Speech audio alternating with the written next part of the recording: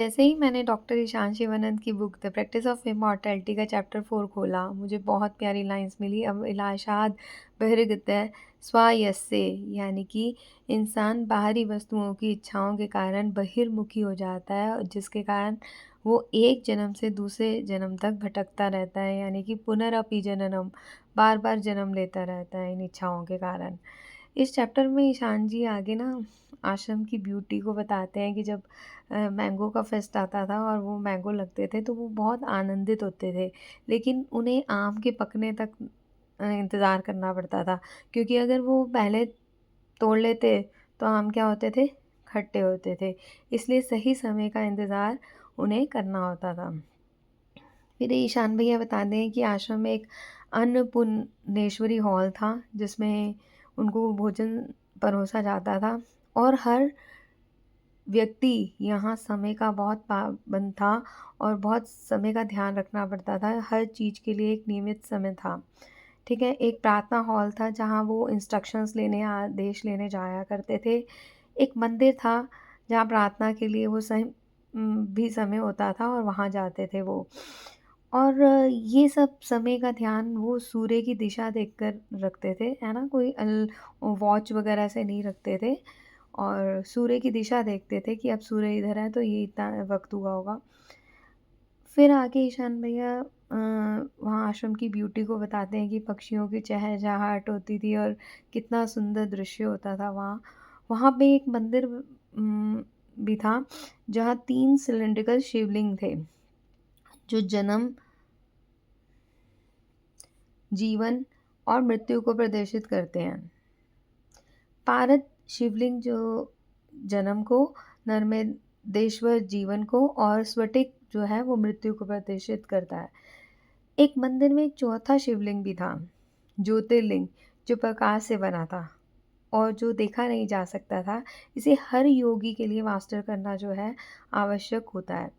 इसके बाद इस चैप्टर में ईशान जी बाबा जी के द्वारा भगवत गीता की कहानी जो है सुनाते हैं कि जब वर्षों पहले अर्जुन वनवास के बाद न्याय के लिए युद्ध भूमि में आए और उन्होंने कहा कि मैं परिवार के लोगों के विपरीत युद्ध नहीं लड़ूंगा, तब कृष्ण अर्जुन जी को धर्म की याद दिलाते हैं।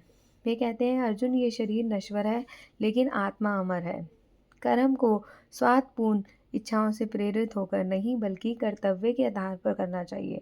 हमारी वासनाएं, क्रोध और अनरिजॉल्व्ड इश्यूज जो हैं और इमोशंस जो हैं, वही हमारे बंधन और पीड़ा का कारण बनते हैं।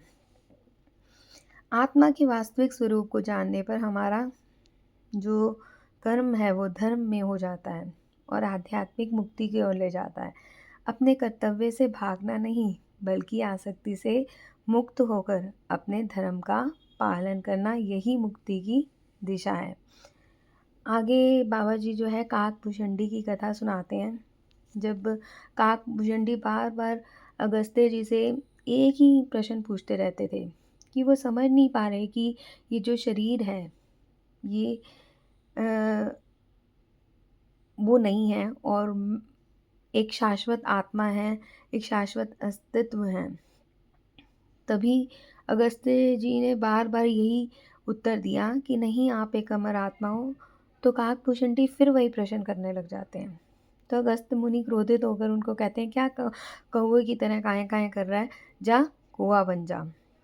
अब जब वो कौवा बन जाते हैं तो उनको ना शरीर से बाहर की अनुभूति होती है। अब उन्हें लगता है कि मैं शरीर नहीं, आत्मा हूँ। हज़ारों वर्ष पहले जो है इसी स्थल पर, जो ये आश्रम बाबा जी बता रहे हैं, उसी पे आदिनाथ जी ने भी ध्यान किया था।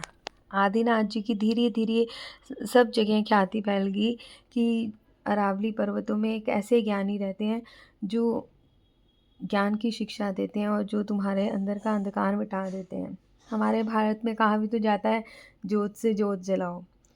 क्योंकि जो स्वयं बंधन से बाहर है, वही दूसरों को मार्गदर्शन देके बाहर निकाल सकता है। संतों की यही अमर विरासत जो है आदिनाथ के आगे चली आ रही है, और जो लोगों को अंधकार से निकाल के प्रकाश की ओर लेके गई है।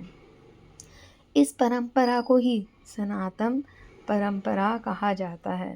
ये परंपरा एक निरंतर बहते झरने की तरह ज्ञान के प्रवाह को सबकी ओर लुटा रही है, और जो व्यक्ति भी यहाँ प्यासा आता है, ये धारा उसकी प्यास शांत करती है। ईशान जी कहते हैं कि एक दिन मैं भी इस ज्योतिर्लिंग को मास्टर करके जन्म मरण के चक्र से मुक्त हो जाऊंगा। ईशान जी कहते हैं कि मैं भी विनाश से नहीं डरूंगा, डिस्ट्रक्शन से नहीं डरूंगा, ये जानते हुए कि मैं इस भौतिक शरीर की सीमाओं से कहीं अधिक हूँ। नमः शिवाय।